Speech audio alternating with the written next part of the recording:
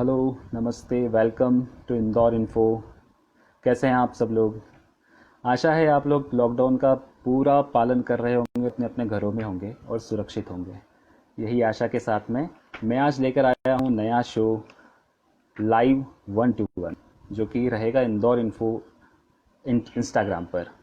और इस live show में हम लोग आपको मिलवाएंगे, आपको कनेक्ट करेंगे कुछ ऐसी शख्सियतों से जो कि किसी मुकाम को हासिल कर चुकी हैं और बहुत ही सम्मान की हकदार हैं। तो इसी कड़ी के साथ हम लोग ये शो शुरू करना चाहते हैं। आप सभी का समर्थन और आपका सहयोग हमें अपेक्षित है।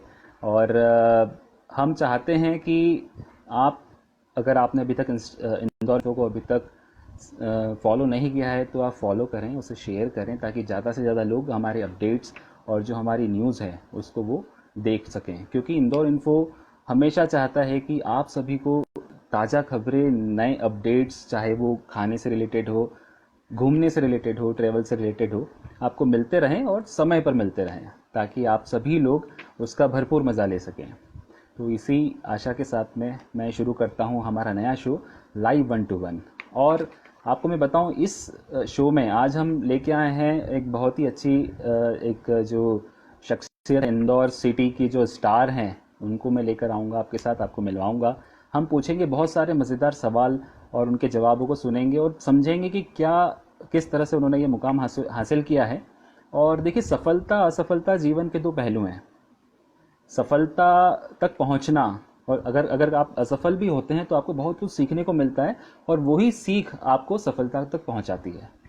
तो मैं आज बुलवाऊंगा, आमंत्रित करता हूं मिस्टर सुमंत सिंह कछावा जी को, जो कि इंदौर ट्रैफिक पुलिस में वो एज ए पुलिसमैन कार्यरत हैं और अपनी सेवाएं दे रहे हैं। तो मैं उनको कनेक्ट करता हूं आपसे।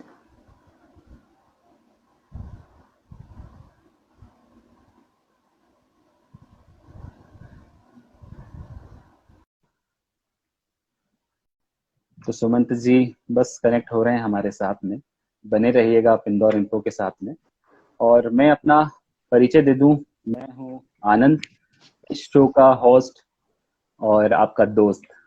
सुमंत जी हमारे साथ आ चुके हैं। नमस्कार सुमंत जी, कैसे हैं आप? आप सभी को और आपके फॉलोवर को और हमारे सभी देशवासियों को सबसे पहले जय हिंद, वंदे मातरम। जय हिंद, और जय हिंद, वंदे मातरम। जिस तरह से इस कोरोना महामारी से हम जंग लड़ रहे हैं, क्योंकि ये जी जी जंग जी। काफी लंबी जंग है, तो बिल्कुल बिल्कुल। सबसे बड़ी चीज है कि हमें मानसिक रूप से और शारीरिक रूप से, दोनों रूप से स्वस्थ रहना है। तो बिल्कुल सही। तो शारीरिक शारीरिक रूप से स्वस्थ रहने के लिए तो हम इम्यूनिटी वगैरह का जो भी है, आयुष मंत्रालय है और काफी सारे हम्म। प्रिपरेशन ले सकते हैं, लेकिन अभी सबसे ज्यादा चुनौती है मानसिक रूप से स्वस्थ रहने की। क्योंकि करेक्ट करेक्ट। क्योंकि देखा जा रहा है कि काफी लोग जो कोरोना की अपडेट सुन सुन के इतने ज्यादा डिप्रेशन में आ रहे हैं। और हम्म। सबसे सबसे ज्यादा चुनौती तो घर में जो बुजुर्ग व्यक्ति हैं उनके लिए है। यदि आप बिल्कुल। अपडेट अपडेट देखते हैं या उन्हें न्यूज चैनल दिखाते हैं और बार बार पता चलता है इतने केसेस बढ़ गए, इंदौर में ये हो गया, सही बात। वहां ये हो गया। मानसिक रूप से वो। हम्म। हाँ, तो इस वजह से काफी जैसे हाई ब्लड प्रेशर का या डिप्रेशन का शिकार होना, तो काफी बीमारियों का भी जन्म लिया है। तो जरूरी है कि हम अपने जो फैमिली है उसको शारीरिक रूप से भी स्वस्थ रखें और मानसिक रूप से भी स्वस्थ रखें। और स्वस्थ रहे। और साथ ही सबसे बड़ी चुनौतियां, जैसे मैं पुलिस कॉप हूँ, तो हमारे लिए ये आ जाती है कि सबसे ज्यादा र्यूमर्स, क्योंकि अफवाहें फेक इतनी। न्यूज़। हाँ, बिल्कुल। और आजकल क्या है कि काफी कोरोना के चक्कर में काफी नई नई न्यूज के जो पेज बन चुके हैं, और वो बिल्कुल। जल्दी जल्दी व्यू, लाइक और फॉलोवर के चक्कर में, तो जनता तक जो भी हो इंफॉर्मेशन है, जो भी गलत हो या किसी भी को, उसको मलाई मार के या फिर एक अलग रूप से पेश कर बिल्कुल। रहा है। तो कहीं ना कहीं इन लोगों से भी हमें बचने की आवश्यकता है। बचना और है। यहाँ पर काफी सारे हमारे भी मित्र जुड़ चुके हैं। और हाँ, काफी। हाँ, आप तो बिल्कुल उनका नाम लीजिए, और उनका बहुत बहुत स्वागत है इंदौर जी इन्फो के इस लाइव प्रोग्राम में, लाइव 1 to 1 में। सुमन जी जी हमारे साथ में है। जी। और अभी जैसे अभी बात करें हम इंदौर के हालात के, तो इंदौर में जो रिकवरी रेट 35-37% हुआ है, अभी रिकवरी बढ़ी है। लेकिन एक तरफ ये भी देखा गया है कि जो टेस्ट है, जो सैंपलिंग की जो रिपोर्ट है, वो समय थोड़ी लग रहा है उसमें। हाँ, तो उसमें समय लग रहा है, लेट आ रही है। जैसे कल भी जो केस आए हैं, करीब 28 केस आए हैं, तो वो सिर्फ 350 जांच के, और अभी तो 1300 जांच को जो अहमदाबाद पहुंचाया जाएगा लैब में, तब जाके उसके रिजल्ट। साथ ही पता हमारे जो चलेंगे फिर। साथ ही हमारे जो पुलिस भाई एक काफी सारे जो इतने दिन से, करीब हमें 48 या 49 डेज हो चुके हैं जनता कर्फ्यू से पहले से हम लगे हुए थे, तो इनमें से काफी बिल्कुल। कंटेनमेंट एरिया में जो ड्यूटी कर रहे थे, इससे हमारे जवान भी पॉजिटिव आए हैं, और उनकी हम चूंकि हम फैमिली से तो सबसे पहले ही अलग है, हमने हमारी फैमिलियों को गांव करीब 1-2 महीने पहले ही जो गांव या सिटी में जहाँ भी थे वहां पहुंचा दिया था, और हम हाँ, और हम अपनी फैमिलियों से अलग रह रहे हैं, क्योंकि हमने इसके भयानक स्वरूप को देख लिया है और पहचान लिया है, जो दूसरे देशों में हुआ है उससे सीख लिया है। क्योंकि आज की मानसिकता ये है कि उस कहावत पे चलता है कि ठोकर खाकर ठाकुर बनता है, तो आज वो समय नहीं है। आज व्यक्ति को जरूरी है कि हम दूसरों के ऊपर जो हादसे हुए हैं उससे हम सीखें, और हाँ, उससे हम सबक लें, क्योंकि जब अपने ऊपर बात आएगी तो क्या पता पारी इतनी लंबी आगे चले जाए कि वापस यू टर्न हमें लेने का मौका ना मिले। तो मेरा इस पेज के माध्यम से अपने इंदौर वासी जो भी भाई हैं और इन सभी से यही निवेदन है कि हम सहयोग करें। एक चीज मानी है कि काफी लोगों की आवश्यकता है, कि राशन से संबंधित है, मेडिसिन से काफी सारी चीजें हैं। हो सके तो अपनी आवश्यकताओं को कम कर लें, और जो भी प्रशासन की गाइडलाइन है, क्योंकि हम इंदौर ने अभी स्थिति को संभाल लिया है, बार बार कलेक्टर सर भी बोल रहे हैं कि हमने कंट्रोल किया हुआ है, और आने वाले जो 15 दिन है, ये हमारे लिए एक तरीके से गोल्डन टाइम है, कि इसमें हम पूरा जो रिकवरी रेट भी बढ़ा सकते हैं, और काफी हद तक कोरोना को हम कंट्रोल कर लेंगे। पर पर हम सभी को सहयोग बना के रखना है, क्योंकि जो भी छूट है, अगर छूट मांगने से प्रशासन तो छूट दे देता है, लेकिन कोरोना बिल्कुल भी छूट नहीं देने वाला है। नहीं देते हैं। क्योंकि अभी हम जैसे पता चलता है कि हमारा एरिया ग्रीन जोन है, या हमारी सिटी ग्रीन है, अगर एमपी की भी बात करूं या इंडिया लेवल की बात करूं, तो कहीं हद तक ये व्यक्ति इतना निष्फिक्र हो चुका है कि जो सरकार ने एक तो शराब वगैरह के वो ओपन कर दिए हैं, वो विचार विमर्श चलता है। मुझे लगता है ये सब अगर ओपन होना है तो आपके लिए और कठिन समय आ गया है। जी, आपको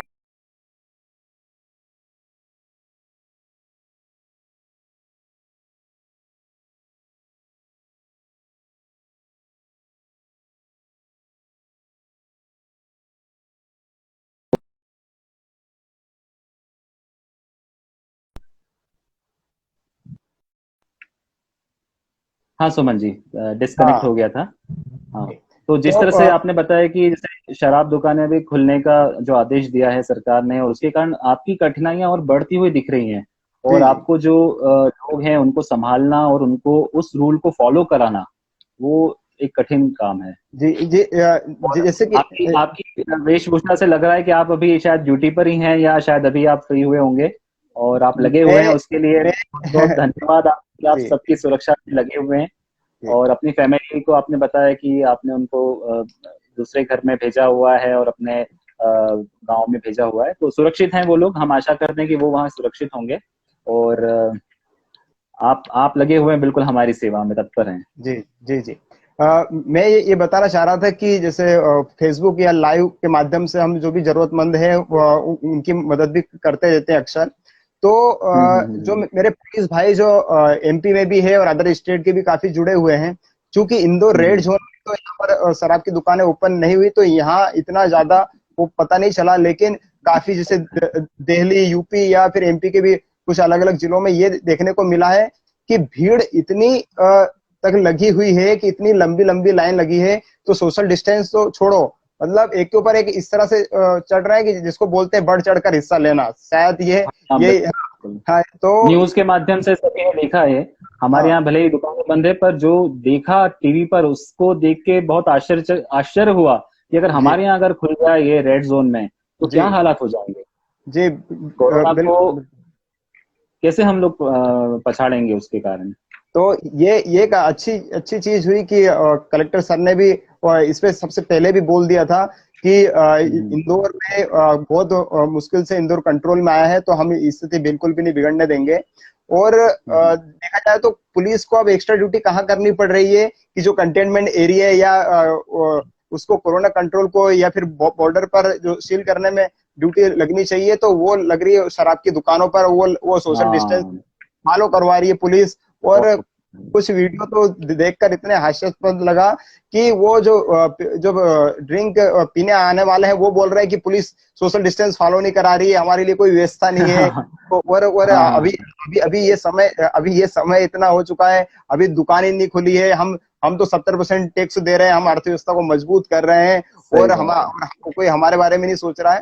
तो मतलब कभी कभी सोचने में आता है कि यार हम लोग जो भी छूट अगर मिल जाती है उसका किस तरह से गलत गलत मतलब निकालते हैं। और कहीं ना कहीं पब्लिक का भी ये कहना है कि प्लीज कम से कम राशन की दुकानें ओपन कर दो, जब इतनी भीड़ है हाँ सर की दुकानों का आप दे सकते। सही बात है। दूध की दुकानें हैं, राशन की दुकानें हैं। सही बात है।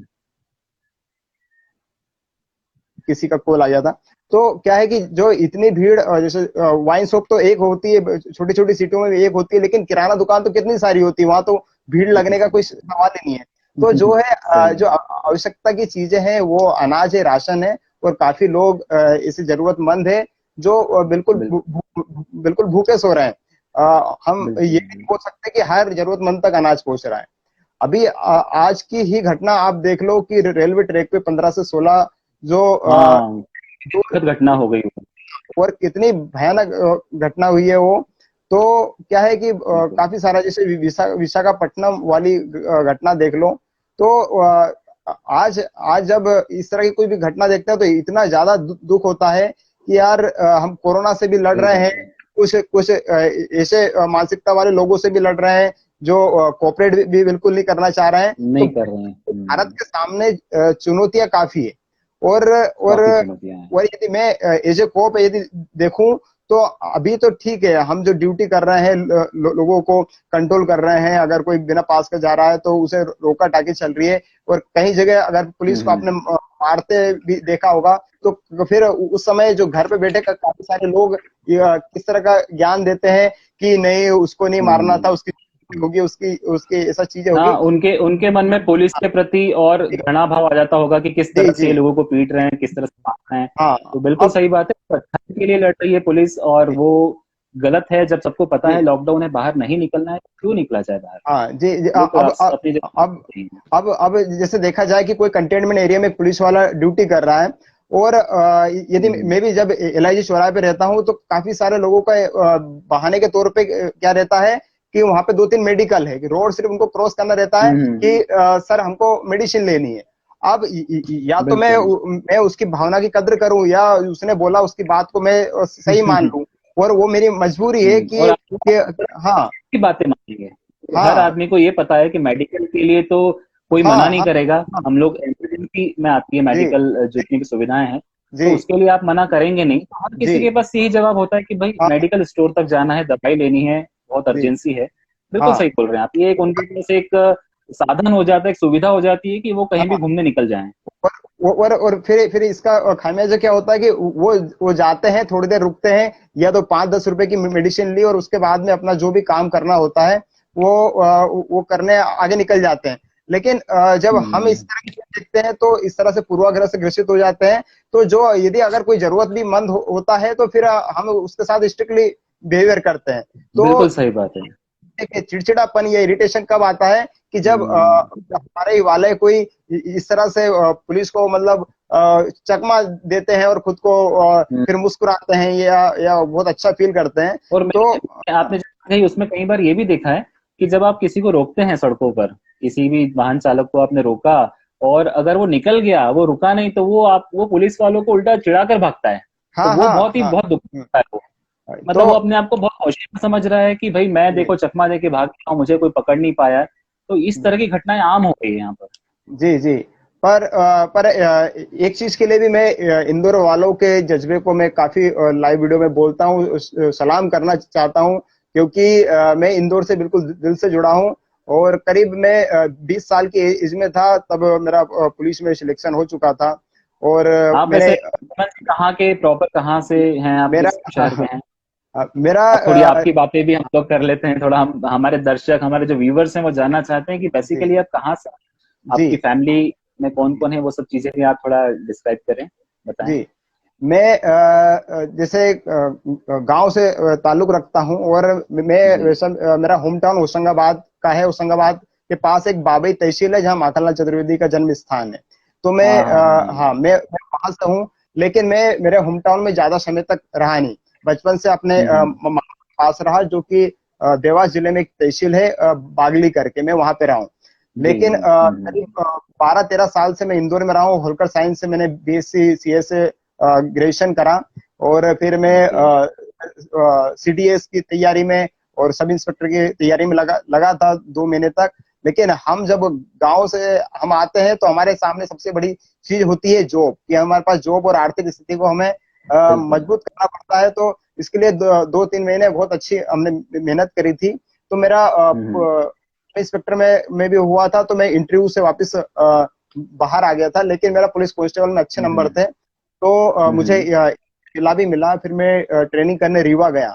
तो करीब मैंने मतलब 1.5। आपने कुल मिला के बहुत पहले से ठान लिया था कि मुझे हाँ पुलिस या हाँ सेना हाँ। या यही लाइन मुझे जी पसंद, जी जी चूज करनी, ये जी। आपने चूज कर लिया था उस हाँ समय? हाँ। मैं हम्म क्या जो होलकर साइंस कॉलेज है वहाँ पे 2MP आर्मर्ड स्क्वाड एनसीसी में मैंने एनसीसी की थी। और हम्म वहाँ पे आर्मी, आपको जैसे पता होगा कि आर्मी से वो ट्रेनिंग मिलती है आपको, हम्म हेल्थ इनकी, कम्युनिकेशन स्किल की ड्रिल प्रैक्टिस, और फिर आपको जो आर्म्स होते हैं उसके बारे में काफी सारी चीजें मिलती है। तो हमारा हम्म। मकसद आर्मी या फोर्स ही था, कोई भी था, कि हमें वर्दी वर्दी लेना है।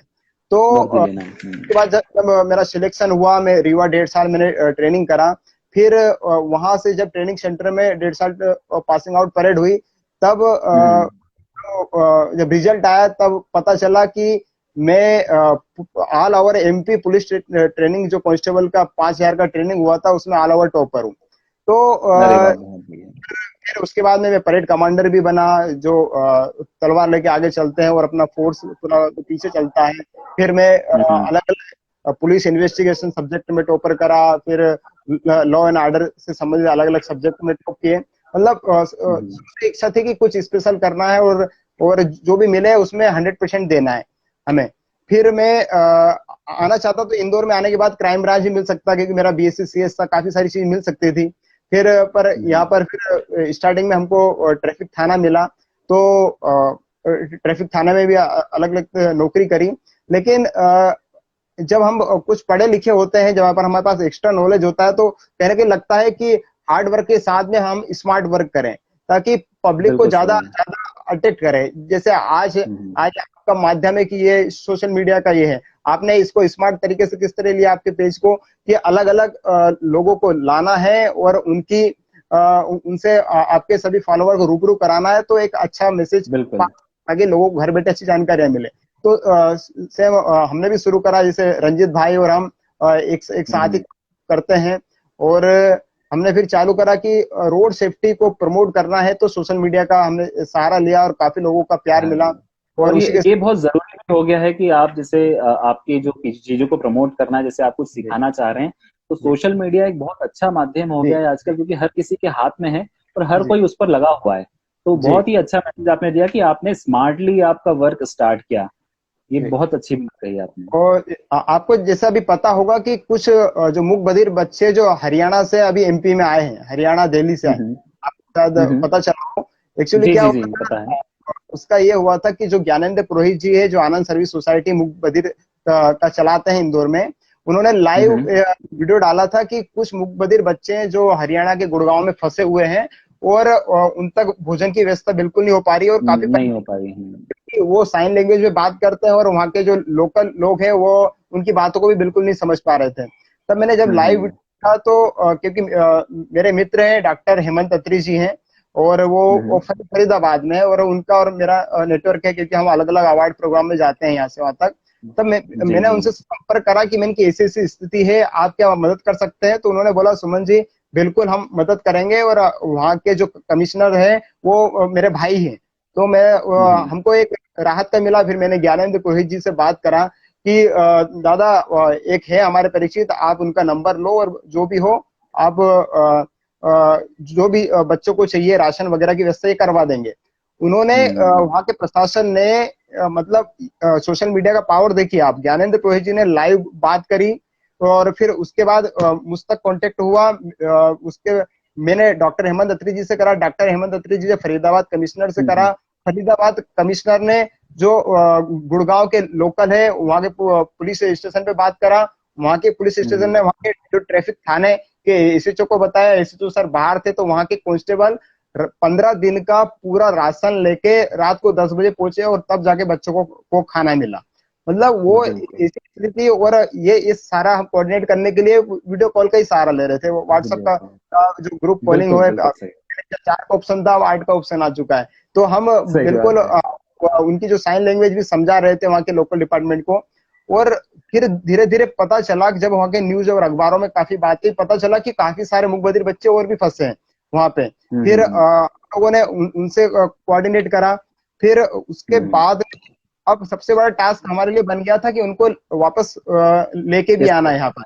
हाँ, तो क्योंकि हम हमारे पास भी काफी सारे काम रहते हैं तो मोबाइलिंग वगैरह ज्यादा यूज नहीं कर पाते हैं। तो डॉक्टर हेमंत अत्री जी का, ज्ञानेंद्र पुरोहित जी का कांटेक्ट मैंने करवा दिया था। तो एक दिन जब ज्ञानेंद्र पुरोहित जी का मेरे पास फोन आया कि सुमन जी अपन ने जो बच्चों को लाने की व्यवस्था भी करवा ली, मतलब हरियाणा प्रशासन ने और मध्य प्रदेश जो शासन ने अभी पूरा अपर सचिव ने कोऑर्डिनेट करा और जो दिल्ली में फंसे हुए बच्चे थे उनको और सभी को मतलब पूरा टेक्नोलॉजी के माध्यम से बैठे बैठे हम आज वो अपने अपने घर आके पहुंच गए मतलब। हाँ, तो क्या है कि सोशल मीडिया का बहुत ही अच्छा पावर है। और मैं तो आपका जो आपने जो स्टार्ट करा है, हाँ, और मैं आपने जो स्टार्ट करा है इसके लिए भी बहुत बहुत धन्यवाद कि काफी सारी जानकारियां, इन्फॉर्मेशन आपके थैंक यू। फॉलोवर। और आप इस सुविधा से कितना बड़ा आप काम कर रहे हैं वो आप जानते नहीं है, हम जानते हैं कि आप कितने बड़े बड़े काम इस सोशल मीडिया के माध्यम से आप कर रहे हैं, जैसा कि आपने सब बच्चों को घर पे पहुंचाया, और आपको बहुत बहुत धन्यवाद। कुछ सवाल हैं सुमन जी, मैं अब आपसे पूछना चाहता हूँ कि एक तो जैसे आपने वर्किंग का मुझे बताया कि, तो मुझे ये जानना है कि जो आपका वर्किंग है उसमें जैसे आपने बताया कि गीता भवन या आप कहाँ पर चौराहे पर आप रहते हैं, LIG, और बहुत LIG चौराहे पर आप रहते हैं और LIG पे बहुत ज्यादा रश है, ठीक है। तो जो वर्कलोड है, जैसे कई बार देखा गया इतना लंबा जाम लग जाता है, सिग्नल्स बंद हो जाते हैं, ट्रैफिक सिग्नल्स, और उस समय जब सिग्नल्स बंद होते हैं तो आपकी ड्यूटी एकदम से बढ़ जाती है, क्योंकि सभी दो जो जनता है वो एक साथ निकलती है, सबको जल्दी है, सबको जल्दी घर जाना है। तो उस समय आपको क्या, आपके मन में ऐसा कुछ आता है कि, या आपको बहुत ज्यादा गुस्सा आता है, किस तरह का मतलब आपका उस समय मन क्या कहता है आपका, वो मैं जानना चाहता हूँ कि आपकी मानसिक स्थिति क्या रहती है उसमें। जी बिल्कुल। देखिए मेरा एक हमेशा लाइन है, मैं हमेशा बोलता हूँ कि जो विषम परिस्थिति में भी बना रहे वही जवान है। जवान एक सिपाही को, चाहे वो सरहद पे जवान है या यहाँ पर खाकी में हो या व्हाइट ड्रेस में हो, उसको वर्दी इसीलिए दी जाती है कि वो उस परिस्थिति में काम करे जब जिस परिस्थिति में उसकी सबसे ज्यादा जरूरत है। आज हमारी सही बात, जरूरत कब है कि जब ये कोरोना है और जब पब्लिक अंदर है, तो हमारी आवश्यकता है कि हमें उनका ध्यान रखना है, उनकी सुरक्षा करनी है। सेम जब ट्रैफिक सिग्नल चलता है तब तक तो सिग्नल काम कर रहा है, लेकिन यदि सिग्नल गड़बड़ होता है, हमारे LIG स्क्वायर में काफी बार सिग्नल में गड़बड़ हुई और वहां का इंजीनियरिंग भी मैंने नगर निगम से बात कर सही कराया, अभी लेफ्ट टर्न वगैरह को लेके भी कराया है। यहाँ तक कि मैं अगले चौराहे से उस सिग्नल का जो जो टाइमिंग है, जो सिंक्रोनाइज सिस्टम है, वो भी बार बार मैं मेंटेन करवाता हूँ। तो सिग्नल क्या है कि खराब हो जाते हैं बैटरी की वजह से, या बारिश सबसे ज्यादा खराब होते हैं। तो ऐसे समय में हमें स्थिर रहना पड़ता है। और यदि हम चिड़चिड़ापन करेंगे तो इससे क्या होगा, या तो फिर पब्लिक से आप गाली गलौज करते हो या फिर गलत बिहेवियर करते हो। और यदि आप यार मैं बिल्कुल आराम से कर सकता हूँ, तो ऐसे समय में बिल्कुल हमारी आदत है, हम बीच चौराहे में ट्रैफिक संभालते हैं और पब्लिक हमें पहचानती भी है तो कोऑपरेट करती है। नहीं, मुझे यही लगता है कि चूंकि जैसे आप हैं, रंजीत जी हैं, तो अब क्या होता है कि दूर से लोग डर जाते हैं, मतलब उनके मन में कहीं ना कहीं डर है कि नहीं ये बहुत एक्टिव है और इनसे बच के नहीं निकल पाएंगे हम, तो कहीं ना कहीं मन में डर बैठ गया है। फिर बिल्कुल सही बात। फिर उस समय हम ट्रैफिक कंट्रोल करते हैं तो हमारा मकसद होता है, हमें पूरा सेकंड टाइमिंग पता होता है किस तरह कंट्रोल होता है। अब तो काफी कम एज में काफी अनुभव आ चुके हैं जिंदगी हाँ, ने। आपको ये भी पता चलता है कि किस समय, अभी शाम का हाँ समय है, किधर से हाँ लोड ज्यादा होगा, हाँ कहाँ पर हाँ, ट्रैफिक ज्यादा होगा, बिल्कुल उसके बिल्कुल। अनुसार आप उसको पूरा मैनेज कर लेते हैं। और क्या है कि बिल्कुल। मैं जैसे कि बोलता आया हूँ कि हार्ड वर्क की ज्यादा स्मार्ट वर्क पे यदि आदमी बिलीव करेगा तो काफी हद तक उसको हम्म। राहत मिलती है। तो हमारा हम्म। मेंटेलिटी ये रहती है कि अगर 4 कार आ गए तो 4 कार पे अपना कंट्रोल होना चाहिए, बाकी का पीछे वाला ट्रैफिक तो ऑटोमेटिकली रुकेगा। तो पूरा सही बात है। और इस तरह की मानसिकता लेके चलते हैं और इजीली हो जाता है, फिर तो हमारा हैबिट हो चुका है। क्योंकि हमारा वर्क हम्म। बिल्कुल रूटीन है कि हर दिन उसी चौराहे पर जाना है, वही ड्यूटी करनी है, और काफी सारे पहचान के वही लोग उसी समय पे हमें मिलने वाले हैं, तो मिल काफी वर्क वर्कआउट उबाऊ टाइप होता है। लेकिन क्या है कि जी। हम इसको एंजॉय करते हुए निकालते हैं तो काफी अच्छे लोग मिलते हैं कि यदि वो व्यक्ति कोई हाय करता है, हेलो करता है, बच्चे जाते हैं, कोई आई बस में जा रहा है, कोई छोटे छोटे बच्चों या कोई दिव्यांग है उसको रोड क्रॉसिंग कराना है। जैसे कि मैंने एक वीडियो डाला था, एक हमारे यहाँ से दिव्यांग व्यक्ति निकलते हैं और वो सिटी बजाते हैं, विसिल में वो हम्म। देशभक्ति गीत अलग अलग तरह के वो बोलते हुए वो निकलते हैं। वो तो जब भी मैं सुन लेता हूँ कि हाँ ये आ गया तो उनको मैं रोड क्रॉस कराता हूँ। फिर तो सही मैंने है, एक बार बहुत ही बढ़िया। मेरे वतन के लोगों और इस तरह के वो गीत गुनगुनाते हैं, तो मैंने एक बार सिर्फ लाइव डाल दिया था फेसबुक से, तो करीब हाँ, 26 लाख लोगों ने 2.6 मिलियन लोगों ने उनको पसंद करा। देखा। तो क्या है कि बहुत बढ़िया। एक तरह का अट्रैक्शन हो जाता है कुछ जो आपने मंदिरों में। कि आपने कहा मुझे, तो मुझे याद आया कि आपको कविताओं का बहुत शौक है। हाँ हाँ, और आप खुद मैं बिल्कुल हाँ आप हाँ। खुद लिखते हैं? तो मैं हमारे दर्शक को, हमारे व्यूवर्स को हम चाहेंगे कि एक कविता आप जी गा के जी बताइए, जी उन्हें गा के सुनाइए। बिल्कुल बिल्कुल। मैंने अच्छा लगेगा। हाँ बिल्कुल, मैंने अभी दो तीन दिन पहले ही लिखी है, क्योंकि अरे वाह। वो हमारे कोरोना से की ड्यूटी में हमारे अनुभव है। और मैं जैसा हम्म। कि मैंने पहले बताया अच्छा, कि मैं कोरोना अभी के ऊपर ही लिखा है आपने, हाँ अभी जो हाँ, लिखा है? मतलब इस बिल्कुल परिस्थिति के बिल्कुल, आप ऊपर सुनाएं। कि वो कोरोना योद्धाओं को लोग जिस तरह से भगवान मान लेते हैं, और काफी अभी आशाएं हैं कि यार इन्हें हम्म। ये संभाल लेंगे, इन्हें कुछ भी नहीं होगा। लेकिन मैं अलग तरह की सोच रखता हूँ, और मैंने कुछ इस तरह हम्म। लिखा है कि यूं तो हूं मानव में फिर भी, यूं तो हूं हम्म। मानव में फिर भी, हार तो सकता नहीं। यूं तो हूं मानव में फिर भी, हार तो सकता नहीं। मैं हाँ मैं चिंतित हूं, पर हूं मैं भयभीत बिल्कुल नहीं। हाँ मैं चिंतित हूं, पर हूं मैं भयभीत बिल्कुल नहीं। बिल्कुल नहीं। आपकी सेवा कर्तव्य है मेरा, आपकी सेवा कर्तव्य है मेरा, और इससे मुंह मोड़ सकता नहीं। युद्ध लड़ो तुम कोरोना से घर पर रहकर, युद्ध लड़ो तुम हम्म। कोरोना से घर पर रहकर, क्योंकि मैं तो घर रह सकता नहीं, क्योंकि मैं बहुत तो घर बढ़िया, रह बहुत सकता नहीं। बढ़िया। हाँ मैं चिंतित हूं, पर हूं मैं भयभीत बिल्कुल नहीं, पर हूं मैं भयभीत बिल्कुल नहीं। दर्द भी है, संघर्ष भी है समस्याएं अनगिनत कहीं। जब भी चौराहे पर मैं देखता हूं कि काफी जो लेडीज है, जो प्रेग्नेंट लेडीज है, एक जगह से दूसरी का पलायन कर रही है, बैग रखा है, छोटे छोटे हम्म। बच्चों जब अपनी मम्मी की बड़ी बड़ी जो चप्पलें रहते हैं वो पहन के निकल रहे हैं। काफी सारे फोटोज है, हम्म। काफी वीडियोस भी है, मैं आने वाले समय में हम्म। आपको बताऊंगा विषय। तो जब वो चीज देखते हैं तो दर्द भी होता है, चाहे हम कितने भी कठोर हों। लेकिन क्या है कि सही दर्द बात है। होता है, कि दर्द दर्द होता भी है। है, संघर्ष भी है समस्या अनगिनत कहीं। पर हम हार मान ले कोरोना से, पर हम हार मान ले कोरोना से, ये ऐसी भी विपदा नहीं, ये कोई देश हितता नहीं। कि हम यदि कोरोना है, यदि हमारे पास वैक्सीन इजाद नहीं हो पा रही है, या हमारे पास मजदूर वर्ग है और वो पैदल चल रहे हम्म। हैं, लेकिन वो कोरोना से हार बिल्कुल भी नहीं मान रहे हैं। मतलब बिल्कुल। 1,500 और 1800 2,000 किलोमीटर का सफर वो सफर तय पैदल कर ही रहे हैं पैदल। पैदल ही, और बिना भूख भूख प्यास लग रही है फिर भी उन्होंने कर बिल्कुल दिया। बिल्कुल। तो हम्म। इसके बाद में है कि हर तरफ अंधेरा ही अंधेरा रहेगा, हर तरफ अंधेरा ही अंधेरा रहेगा, ऐसी भी ये रात नहीं, फिर से होगा नया सवेरा।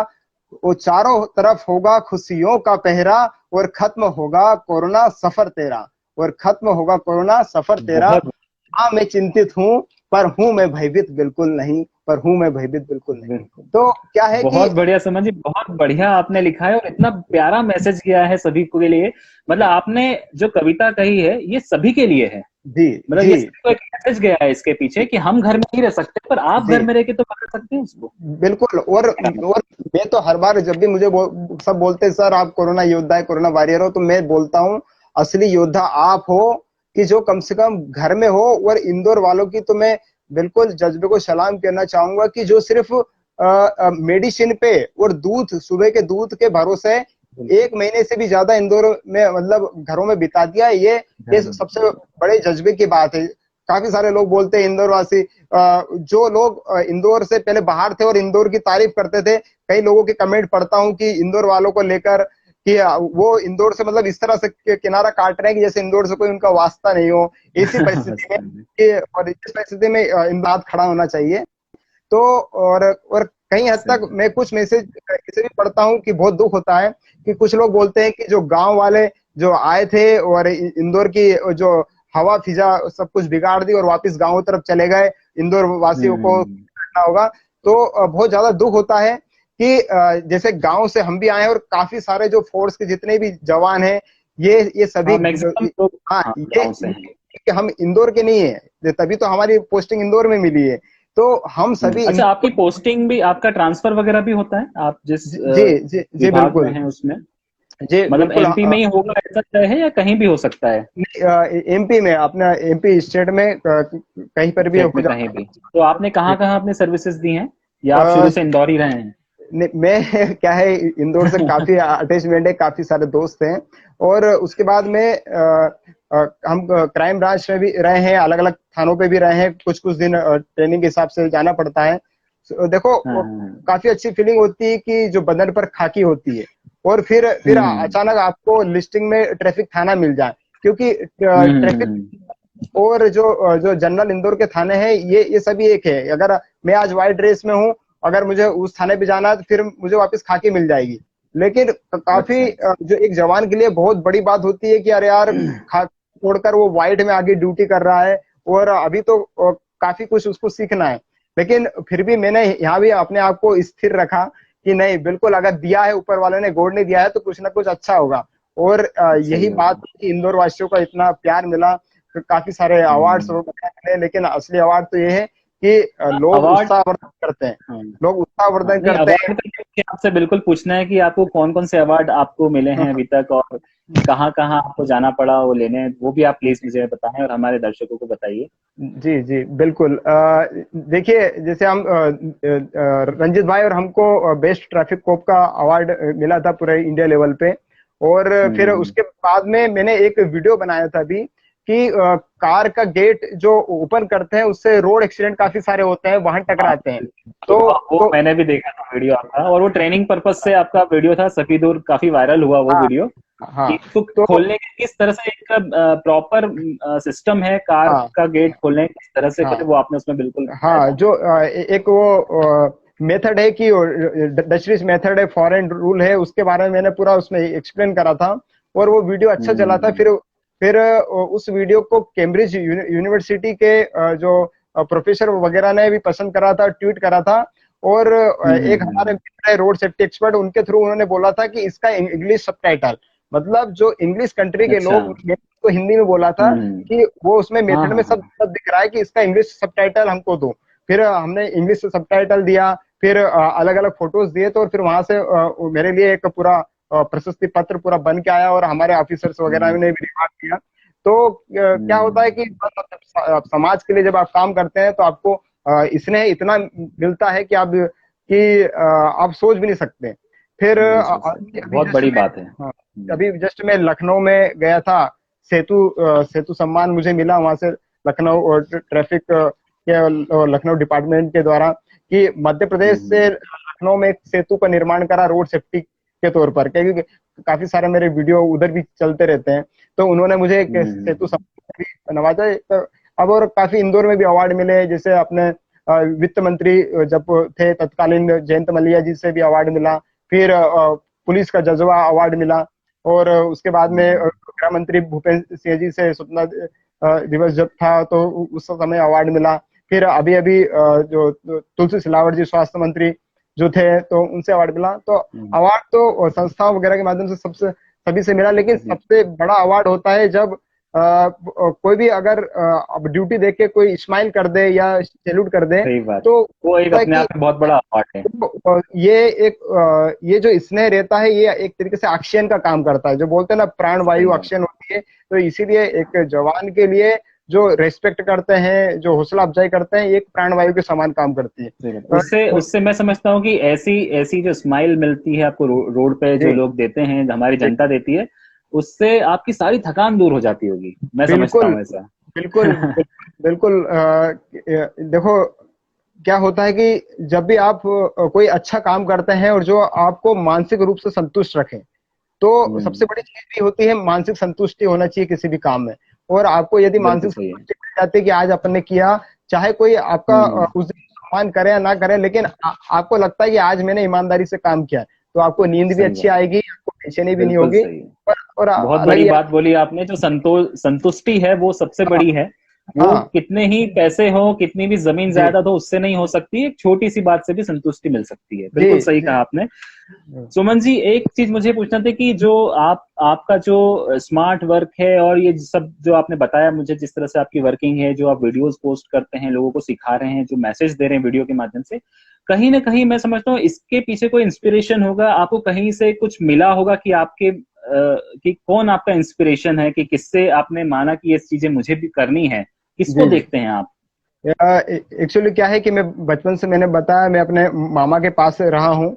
और जी। वो भी एक होमगार्ड में एक सैनिक ही है, और उन्होंने हमको ओके। बचपन से पाला और अब इस काबिल बनाया। पर उनका ये कहना था कि जीवन में हम्म, कोई बड़ा पद मिले या ना मिले, बड़ी पोस्ट मिले या ना मिले, लेकिन एक अच्छा व्यक्ति, एक अच्छा आदमी जरूर बनना, क्योंकि जो जीवन का जो रहस्य है वो यही है कि एक मानव धर्म निभाना। और अगर सही बात है। वर्दी भी मिल जाए, तो वर्दी मिलने के बाद में मानवता कभी भी मत खोना। तो एक क्या है कि पद मिले या ना मिले, कोई बड़ी पोस्ट मिले या ना मिले, पर एक अच्छा व्यक्ति जरूर बनना। तो मैं इसी तलाश में रहता हूँ कि यार अच्छा व्यक्ति किस तरह से बना जा सकता है। तो हम्म, और काफी हद तक इस तरह की संतुष्टि भी पाई है कि दूसरों की आप मदद करो, और मदद हम्म, मदद उनकी करो जो जरूरतमंद वाकई है, जिनके पास बिल्कुल सही। आज भी जैसे काफी सारे, ऑलरेडी। हाँ, काफी सारे राशन वितरण करते हैं, तो जिनके पास है उन्हीं को दिए जा रहे हैं। तो जो जरूरतमंदों तक चीज पहुंचे, तो उसका एक एक अलग ही फायदा होता है। सही बात है। अच्छा सुमन जी, एक चीज हमें पूछना थी, हम जानना चाह रहे थे, हमारे दर्शक पूछना चाह रहे हैं आपसे कि आपका जो वर्किंग है और आपकी जो फैमिली है, उन दोनों में सामंजस्य कैसे बैठा पाते हैं आप? मान लीजिए, मुझे ये मालूम है कि जब कहीं आपको मान लीजिए कोई फैमिली फंक्शन में जाना है जी। और उस दिन आपको बहुत अर्जेंट काम तो आना ही रहता है, आता ही है, मैं तो उस पल को कैसे मैनेज करते हैं? घर वालों को कन्विंस करते हैं या अपने ऑफिसर्स को कन्विंस करते हैं? कैसे आप मैनेज करते हैं? देखिए, आप तो फैमिली फंक्शन की इतनी बड़ी, इतने दूर गए हैं। मेरी खुद की शादी की सालगिरह 16 अप्रैल थी। मैं है ओह। ना, मैं ना ही मिल पाया, ना ही कोई गिफ्ट दिया, और सिर्फ वीडियो कॉलिंग के थ्रू ही बात हुई। तो हमारी लाइफ में तो फैमिली फंक्शन है या फिर दोस्तों की शादियां और इस तरह की चीजें, तो बहुत कुछ सेक्रीफाइस करना पड़ता है। ऐसा तो फिर फैमिली का प्रेशर नहीं आता? नहीं, फैमिली का प्रेशर नहीं आता कि भाई आप नहीं ले जाते, आप इधर नहीं जाते? हाँ, कुछ क्या तो है होता कि होगा, फैमिली आपके साथ जो लगी हुई है। हाँ, जो हमारी फैमिली है ना, वो हमारे अनुसार खुद को ढाल लेती है कि यार, अच्छा। हाँ, कि ये है, अगर ये ड्यूटी करना है तो एक्स्ट्रा इन पे प्रेशर ना डालें कि यार हमें चलना है। ये जो जिद वाली बात होती है, तो इस तरह की वो सिचुएशन नहीं नहीं, आती है। तो और मतलब ये वो आपने बहुत ही अच्छा एक जीवन, तालमेल बैठा रखा है, पहले से जी, ही कन्विंस कर रखा है। और और वो सब समझते हैं आपकी भावनाओं को। चीज अच्छा होता है कि लाइफ में एक अच्छा जीवन साथी मिल जाए, तो काफी हद तक आपको जो बिल्कुल। मानसिक रूप से घरेलू संतुष्टि भी रहती है। तो बिल्कुल सही सही बात कही हाँ, आपने। पर यह है कि हमारा भी फर्ज है उनको बिल्कुल उनका उनका ध्यान भी रखना पड़ता है। रोज वीडियो कॉलिंग के थ्रू बात करनी पड़ती है, वो हालचाल पूछते हैं, तो पूरा हाँ, बताना सही पड़ता है। बात है। जिस तरह मैं आपको बता रहा हूँ, तो आज आज उनको इंदौर में उनको क्या हुआ, बताना कैसा पड़ता हुआ। है कि उनको बताना पड़ता है कि भाई, पूरी जनता के साथ में हमें आपकी भी चिंता है। ये हाँ आप फोन के हाँ माध्यम हाँ, से उन्हें बिल्कुल बिल्कुल। बिल्कुल बिल्कुल सही बात। तो सुमन जी, एक चीज मुझे पूछना था कि आप के ट्रेनिंग सेशंस भी होते हैं जो आप स्कूल कॉलेजों में आप देते हैं, तो हम्म। वो किस तरह से उसकी प्लानिंग आपके जैसे वर्किंग आवर्स में आप करते हैं, प्लानिंग कैसे होती है उसकी कि आपको वहां जाना है, ट्रेनिंग देना है? क्योंकि आपका तो जो जी समय है आपका दिन भर जी। निकलता है, आपके चौराहों पर निकलता है, आपके ऑफिस में निकलता है, तो उसकी प्लानिंग कैसे करते हैं आप? क्या अलग से समय मिलता है या आप खुद उसकी प्लानिंग करते हैं? कैसे तय अ, होता है? देखिए एक्चुअली क्या है कि अभी अभी मुझे जैसे रोड सेफ्टी एजुकेशन सेल का मेंबर भी बनाया है कि मुझे रोड सेफ्टी की काफी सारी जानकारी स्कूल कॉलेज में जब भी इनविटेशन आता है तो देने जाना पड़ती है। तो सबसे पहले हम्म। किस तरह चल रहा था कि जब स्कूल कॉलेज वाले इनवाइट करने के लिए वो आते थे, आवेदन देते, उसके बाद हम जाते थे। तो काफी सारे स्कूल जो हम्म। प्राइवेट स्कूल ही आ पाते थे, लेकिन गवर्नमेंट स्कूल इस तरह का एक्टिविटी करने से बचते थे कि कौन जाएगा, आवेदन लिखेगा, फिर आए या ना आए, बिल्कुल। और फिर माइक वगैरह काफी सारे तामझाम लगाना। तो हमने इसे शॉर्ट में करा कि ये हमारी जिम्मेदारी है। हमने स्कूल की पूरा लिस्ट निकाला, जैसे रंजित भाई और हमने पूरा एरिया इस तरह से बांट रखा कि जब वो जाते हैं तो मैं नहीं जाता, जब मैं जाता हम्म। हूँ तो वो नहीं जाते हैं। तो हमने पूरा लिस्ट इस तरह से सॉर्ट आउट करा हमारे ऑफिसर्स वगैरह ने। और अब हम क्या करते हैं कि जो गवर्नमेंट स्कूल हो उस पर फोकस ज्यादा करते हैं कि साल में 1 से 2 प्रोग्राम होने चाहिए। और उसमें भी हम्म। माइक का भी अरेंजमेंट हम कर लेते हैं। हाँ, हमारी तरफ से रहता है। फ्लेक्स वगैरह का भी जो भी जानकारी देना हम हमारी तरफ से देने जाते हैं। तो अभी हमने जो लास्ट ईयर में करीब 4 लाख लोगों को, तो जैसे संस्थाओं के और इस तरह के, उनको रोड सेफ्टी की शपथ दिलवाई थी और काफी सारी हम्म। इंफॉर्मेशन दी इंदौर में ही। तो क्या है कि ये हम्म। सोशल मीडिया के माध्यम से भी जहाँ तक हो पाया है, काफी जो हम्म। स्कूल कॉलेज में हम हमारे जो वीडियो बनाते हैं अलग अलग टॉपिक पे, जैसे कि अभी ग्रीन इलेक्ट्रिक वाहन आए तो उनकी नंबर प्लेट अब ग्रीन बैकग्राउंड ही रहेगा। इस तरह से जो भी टॉपिक हम्म। रहते थे तो वीडियो हम रिलीज कर देते हैं।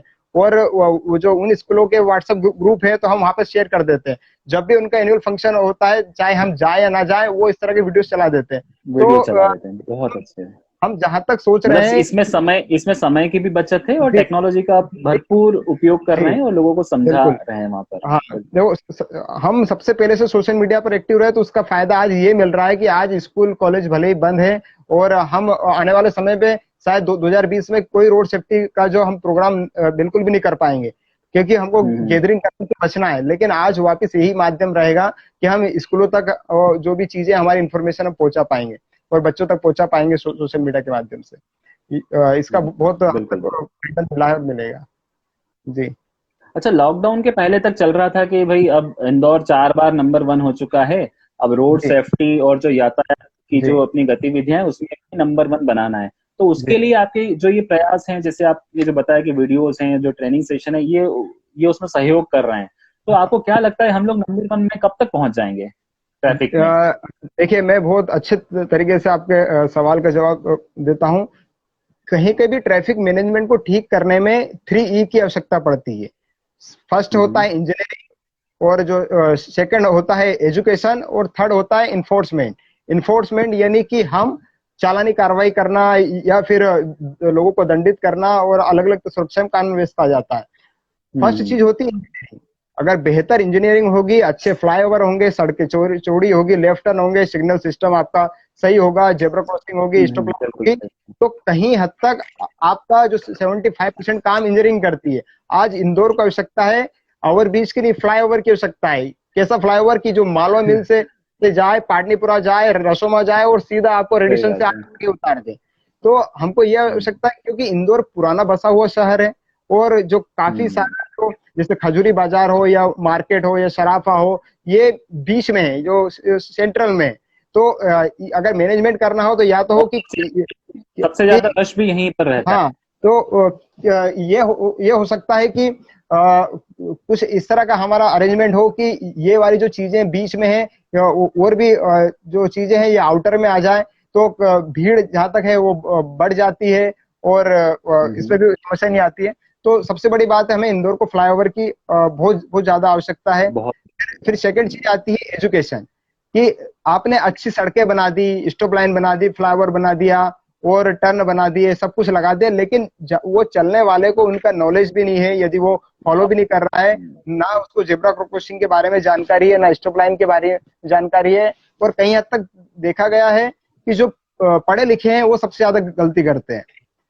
क्योंकि स्टॉप लाइन ये रेड सिग्नल है, जो सब कुछ है, ये शहरों में अधिकतर जो लोग हैं वो एजुकेटेड रहते हैं ऑलरेडी।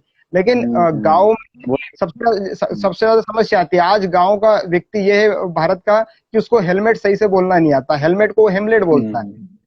आप यदि बिल्कुल उसके सामने बात करो कि आपको जेब्रा क्रॉसिंग से आपको पैदल वॉक करना है, जिस व्यक्ति ने कभी जेब्रा नाम का जानवर देखा नहीं होगा कि वो किस तरह का दिखता है, और आप बोलो कि जेब्रा क्रॉसिंग से करो, तो उसके लिए तो बहुत डिफिकल्ट हो जाता है। तो इसीलिए हमने बहुत बिल्कुल सरल भाषा में वीडियो बना के गाँवों तक पहुंचाने का भी काम करा है।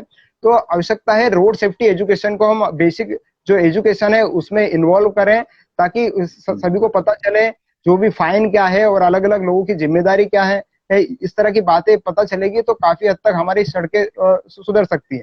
यदि इंदौर में भी ट्रैफिक जाम को देखा जाए तो सिर्फ पीक आवर में आपको देखने को मिलता होगा। बिल्कुल आज पीक आज आवर्स में। जैसे मैं एलआईजी की स्थिति में बताता हूँ, पहले एलआईजी पे वाकई जाम लगता था, लंबी लंबी लाइन भास्कर तक जाती थी, लेकिन आज वो स्थिति नहीं आती है, क्योंकि वहां का हमने इंजीनियरिंग ही ठीक करा है, लेफ्ट टर्न वगैरह थोड़ा करने का प्रयास करा है। लेकिन हमारा की मानसिकता लोगों की है कि अगर रेड सिग्नल में एक बार अगर रुकना हो जाए तो वो अपने आप को बदकिस्मत मानते हैं। और उसके बाद बिल्कुल उसी रेड सिग्नल में एक चौराहे से अगर 2 सिग्नल क्रॉस करना पड़े तो वो ये मानते हैं कि इसे जाम हो रहा है, क्योंकि उनको ट्रैफिक ज्यादा और जाम में अभी डिफरेंस नहीं पता है। तो नहीं जो है पता है। जवार मार्ग है ये, क्योंकि पूरा एरिया है, यहाँ पर ठेले भी चलते हैं, पिकअप भी चलता है, और अलग अलग बड़े वाहन भी चलते हैं, सिटी बस भी चल रही है, पैदल साइकिल वाले सब तरह के चल रहे हैं। तो यहाँ पर ट्रैफिक बिल्कुल स्लो है। तो इसका बिल्कुल समाधान ये है कि हम तो या तो फ्लाईओवर बनाए। तो इंदौर को आवश्यकता है बेटर इंजीनियरिंग की, और उसके बाद इन्फोर्समेंट मतलब हम लोगों की। लेकिन अभी क्या हो रहा है कि अभी इन्फोर्समेंट पे सबसे ज्यादा यदि फोकस करें तो सिर्फ चालान चालान चालान चालान चालान, और चालान चालान बिल्कुल। से लोग कोऑपरेट नहीं करते हैं, लोग आपके अगेंस्ट खड़े हो जाते हैं, और फ्रंट लाइन में हम खड़े तो गाली भी मिलेगी, सब कुछ मिलेगा, हमको मिलेगा, क्योंकि हमारे कहीं हद तक बोलने का एक दायरा होता है। वो तो आपका लाइव वीडियो है, तो और काफी वीडियो में हम थोड़ा बेबाक है तो हम बोल भी देते हैं। तो क्या है कि सही है। जो है काफी सारी चीजें होती है। लेकिन मेरा यही कहना है कि इंजीनियरिंग पे और एजुकेशन पे हमको सबसे ज्यादा इंडिया में फोकस करना है। और यदि अभी करना भी पड़ेगा। लॉकडाउन के दौरान भारत देश में हमेशा करीब 450 हर दिन 450 से 500 लोगों की मौत होती है रोड एक्सीडेंट में। अगर जो 50 दिन का अगर लॉकडाउन देखा जाए तो उसमें से हादसे बिल्कुल हुए, कुछ हुए हैं, लेकिन फिर भी हमने अगर 20,000 जो फैमिली है, 20,000 जो असमय और असमय जो सड़क दुर्घटना का जो शिकार हो जाते थे, मौत हो जाती थी, जिनकी आज वो अपने परिवार में 20,000 लोग बैठे हुए हैं। चाहे कोरोना से इधर 1700 से 1800 लोगों की मौत हुई हो, लेकिन इधर देखा जाए तो 20,000 लोग आज घर में भी है। ज्यादा हमारा घर में भी है, बिल्कुल। पर्यावरण भी सही है।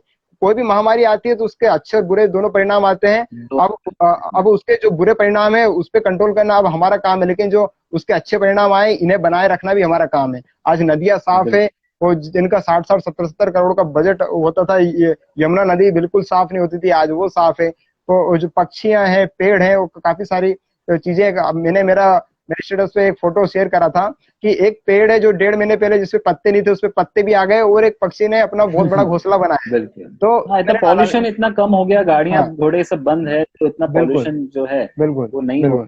कारण हाँ मिल रहा है गवर्नमेंट को।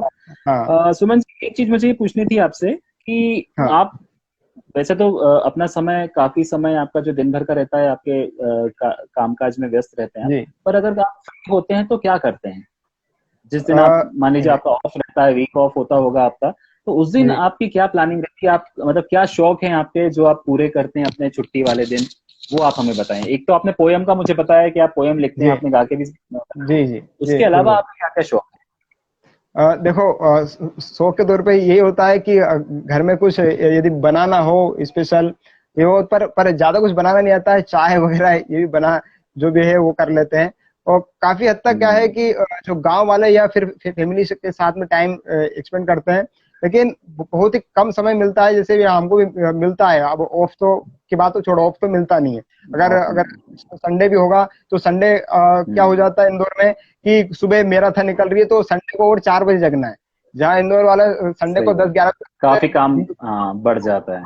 अब मैराथन हो या कोई कल्चरल प्रोग्राम हो, इस तरह की एक्टिविटी होती है, हमें समय मिलता सही। है। मैं ऐसा नहीं बोलता हूँ कि पुलिस की नौकरी है तो क्या सांस लेने का भी समय नहीं, ये तो फिर एक तरीके से गलत बात हो जाएगी। सभी को जीवन में समय मिलता है, और मैं तो मानता हूँ कि यार मेरा आज गवर्नमेंट नौकरी है और मैं भले ही इतनी मेहनत कर रहा हूँ, लेकिन मेरे पास आज नौकरी है तो मेरे यहाँ हर महीने मुझे सैलरी मिल जाएगी।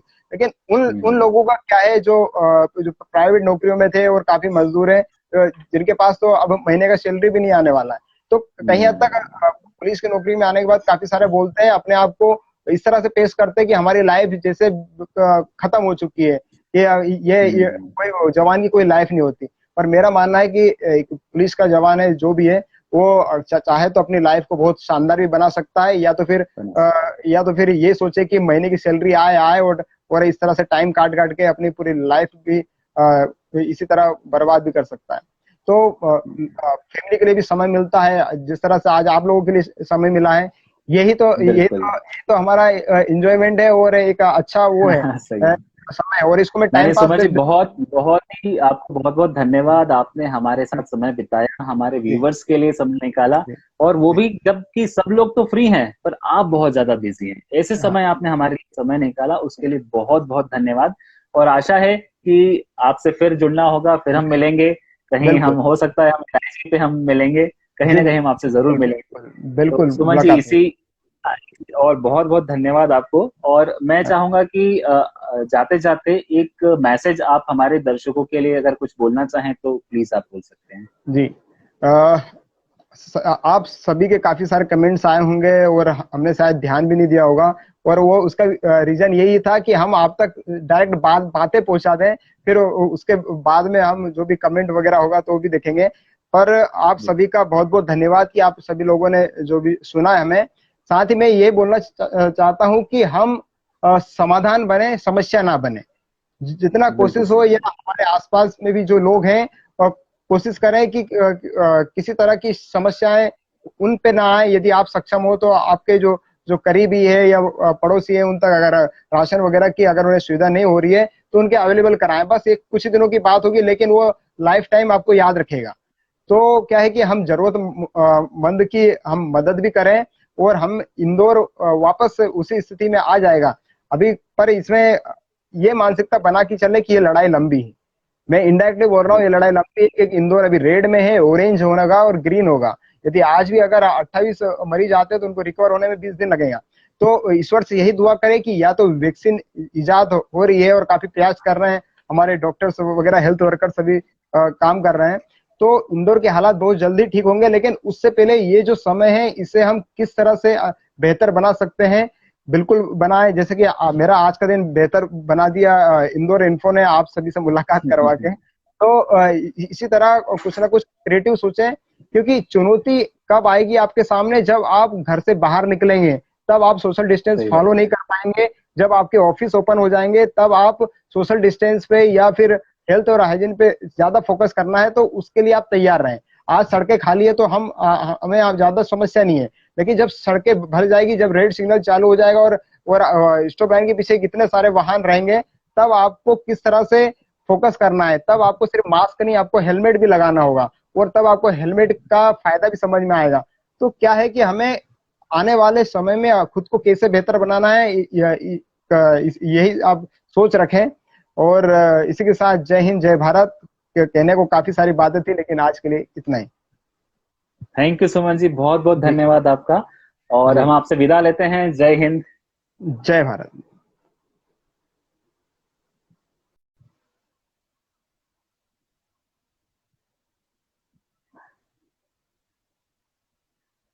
तो ये सुमन, ये थे हमारे आज के जो गेस्ट अतिथि जो हमारे हैं, वो सुमंत सिंह जी थे आपके साथ, जिसमें आपने लोगों ने सुना उनको, और किस तरह से उन्होंने बताया कि किस तरह से उनका जो स्मार्ट वर्क है वो इंदौर के लोगों के लिए वो लोग यहाँ प्लान करते हैं और उसको करते हैं। तो हमें भी उनको पूरा सपोर्ट करना है, पूरा सहयोग करना है, ताकि इंदौर बहुत जल्दी यातायात में भी और या ट्रैफिक में भी नंबर 1 की पोजीशन पाले। और उसके लिए हम लोग भी प्रयासरत रहेंगे। जो उन्होंने बताया कि जिस तरह से सोशल मीडिया के माध्यम से लोगों को जागरूक कर सकते हैं, लोग एक दूसरे को बता सकते हैं, मैसेज दे सकते हैं, तो उसके लिए हम चाहते हैं कि हमारे सभी दर्शक प्रयास करते रहें और इंदौर इन्फो सदा उनको सपोर्ट करता रहेगा।